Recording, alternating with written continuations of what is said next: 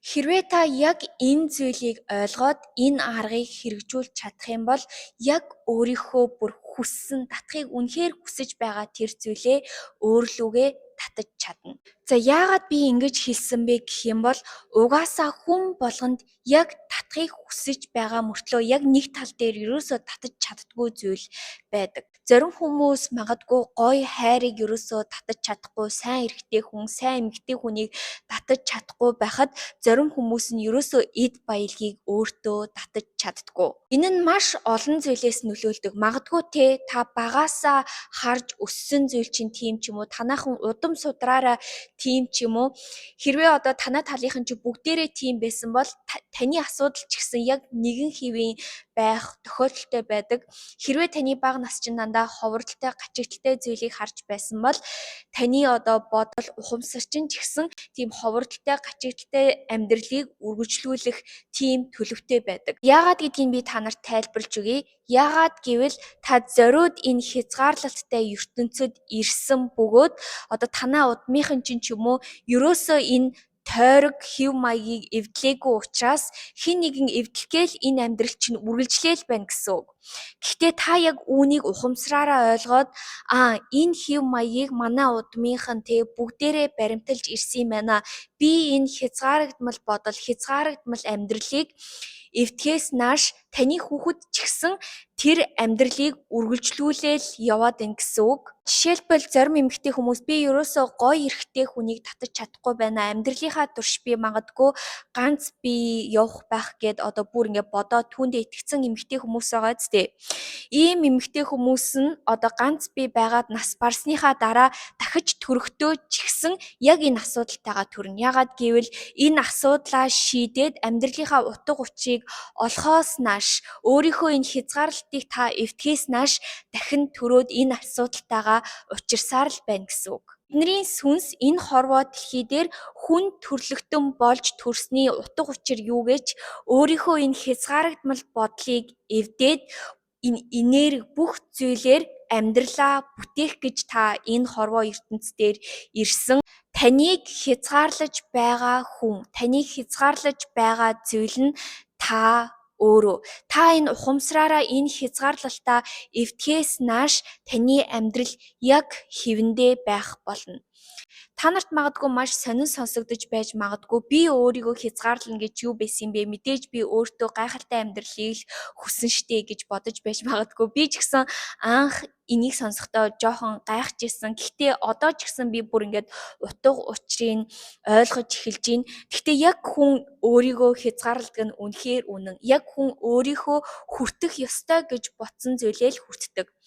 Жишээлбэл зүгээр би маш энгийн жишээг авъя заяа. Та нэг тодорхой хэмжээний орлого олдог байлаа гэж бодъё штэ. Сар болгон та 40 сая, 30 сая төгрөг олдог байлаа гэж бодъё. Дараагийн сарнд 70 сая төгрөг оллоо гэж бодъё. Та нэг 20 саяар илүү мөнгө олчлоо. Тэгсэн чинь бүр ингээд та өөрийн ирэхгүй тэрэндээ ерөөсөө тасаж чадахгүй тэрийгээ ингээл үрмээр санагдаал янз бүрийн хэрэггүй зүйл авмаар санагдаал те. Тэгээд тэр илүү олсон мөнгөө үржээж таны санаа амардаг. Энэ нь юу вэ гэх юм бол танд өөрийн гэсэн стандарт норм байна гэсэн үг. Миний амьдрал угаасаа л ийм байх хэвээр энээс илүү надад өгөгдчих юм бол өөрөө ирэхгүй ингээд би чинь цаанаасаа үүнийг хүртэх ирэхгүй юм шиг санагдаад. Тийм учраас ямар нэгэн зүйл ингээд танд их өгөгдөөд ч юм уу те ямар нэгэн ингээд боломжууд гарч ирэх үед айгүй шин зүйл болохоор та ерөөсөө тасаж чадахгүй миний амьдрал ийм гоё байж болно гэж юу? Би үүнийг хүртэх эрхтэй гэж юу гэд одоо байгаа зүйлсээ үгүйсэх гэж өөрийн ирэхгүй би чинь хичээдэг. Хорвоо ертөнц эсвэл таны итгэдэг бурхан таныг яг хүртэх ёстой гэж бодсон тэр зүйлийг чинь л тань руу өгдөг. Энэ үнэхээр үнэн. Би бүр амьдралдаа тийм хүмүүсийг зөндөө харж исэн. Энэ бол миний амьдрал, миний хувь тавилан надад хатуу хандж байна. Би ийм хатуу хувь тавилантай амьдрахаар төрсөн юм байна гэж бодхол юм бол та яг тийм байна гэсэн үг. Би бүр яг тийм хүнийг ч мэднэ. Амьдын там юм а. Энэ амьдрал бүр ямар ийм юм бэ гэж хэлээд бүр амьдрал нь там шиг байгаа хүнийг би мэднэ. Яагаад гэвэл энэ хүн зүгээр ухамсараараа би ийм л байх ёстой, би үүнийг л хүртэх ёстой гэд итгэсэн учраас хизээч тэр зүйл өөрт нь өгөгдөж чадахгүй. Миний хувьд ч гэсэн яг амьдралдаа энэ зүйлийг олж нээснээс хойш би яг татаж чадахгүй байгаа зүйлүүдээ бүгдийг татаж эхэлж байгаа. Бүр үнэхээр бүр гайхалтай. За миний хувьд гэх юм бол би намайг хайрладаг, надад бүх зүйлийг өгье гэсэн тийм masculine эрэгтэй хүнийг татах надад маш амархан байсан. Яагаад гэвэл миний багаасаа харж өссөн зүйл нь манай ээж одоо яг хатан хаан шиг өөрийгөө тэгж хандуулдаг. Манай аав, манай ээжийг маш их хүндэлдэг. Манай ээж гэрийн бүх шийдвэрийг гаргадаг. Тийм эмэгтэй хүн байсан учраас төрөлхийн би түүнийг хараад өссөн учраас энэ нь надад одоо миний стандарт норм болсон учраас ухамсараараа би зүгээр надад хүндлэлтэй ханддаг тийм эрэгтэй хүнийг татдаг. Гэтэл миний хувьд өөрийгөө хязгаарладаг, миний өөрлөгөө ерөөсөө татаж чадахгүй өөрийгөө хязгаарлаж байсан зүйл нь юу байсан бэ гэхээр би нэг яг монголоор юу гэж орчуулахаа мэдэхгүй байна. You deserve more than that. Чи яг энэ амьдралд ингэж амьдрах ёстой юм биш үү? Чиний мөрөөдөл арай хол юм биш үү гэсэн надад тийм мессежийг одоо айгүй их өгөөд байдаг байсан. Жишээлбэл би ингээд маш том зүйлийг бүтээхийг хүсэж байгаа. Түүнийхээ төлөө тэмцээд явж байгаа. Гэтэл миний амьдралд одоо зөндөө олон тийм дуу чимээ миний одоо чихэнд орж ирдэг байхгүй юу? Чи компани доор өдөр шөнөгүй ажиллаад доктортой ажилтай байж иж доктортой орлоготой байна. Гэтэ миний хүсэж мөрөөдөж байгаа зүйл бүр түүнээс том байсан. Яагаад би бүгдийг татаж болохгүй гэж? Яагаад би өөрийнхөө хүсэл мөрөөдлийг өөрлөгөө татаад өөртөө итгэлтэй байгаад өөрийгөө хайрладаг хүнийг татаад дээрэс нь би яагаад тэр эд хөрөнгийг өөрлөгөө татаж болохгүй гэж яагаад би өөрийнхөө төлөө ажиллаад хүмүүст нөлөөлж болохгүй гэд үүнийг надад хязгаарлах бодлууд зөндөө орж ирж исэн. Яагаад гэвэл манай гэр бүлийнхэн манай удам судар дотор ерөөсөө тэгэж өөрийгөө бий болгосон хүмүүст нөлөөлж байгаа тийм хүн ерөөсөө байхгүй болохоор ингээд надад ч гэсэн одоо ингээд баг зэрэг хязгаарлалт байгаад байна гэсэн үг. Гэхдээ би яг ухамсараараа үүнийг ойлгож эхэлсэн баггүй юу? Энэ хязгаарлалтыг эвдэх хүн нь би юм байна. Бүр зориуд надад энэ хязгаарлалт ингэж миний амьдралд ирээд намайг шалгаж үздэг. Та яг энэ бодлоо олж мэдээд ухамсараараа энэ зүйлийг даван туулах үед яг бүх зүйл тань руу өгөгдөж эхэлдэг. Бид бодоод үзэхээр хүн яг өөрийнхөө ухамсартайгаа холбогдох нь маш чухал байгаа байхгүй юу? Жишээлбэл одоо бясалгал маш их хүмүүс тусалдаг штэ. Та яг бясалгал хийгээд эхлэх үед өөрийнхөө энэ бодлыг анзаарч эхэлдэг. Яагаад гэвэл бодол нь таны бие нь байнга таныг хязгаарлаж байдаг. Бодол бол дандаа өнгөрсөндөө юм уу ирээдүйд амьдардаг, дандаа санаа зовдөг.